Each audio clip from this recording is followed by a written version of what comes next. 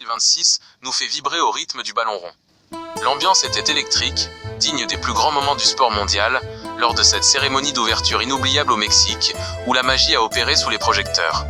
Ce tournoi a démarré sur les chapeaux de roue avec un match d'ouverture historique entre le Mexique et l'Afrique du Sud.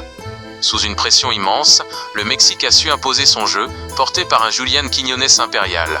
Non seulement il a inscrit le premier but de cette édition, récompensant ainsi sa forme éclatante après une saison prolifique en Saudi Pro League, mais il a également été logiquement élu homme du match.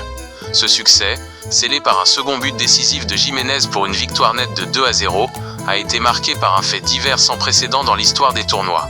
Une intensité physique rare qui a conduit l'arbitre à distribuer 3 cartons rouges, dont 2 pour l'Afrique du Sud, une première depuis 2006 et une expulsion côté mexicain, incluant celle de Montes.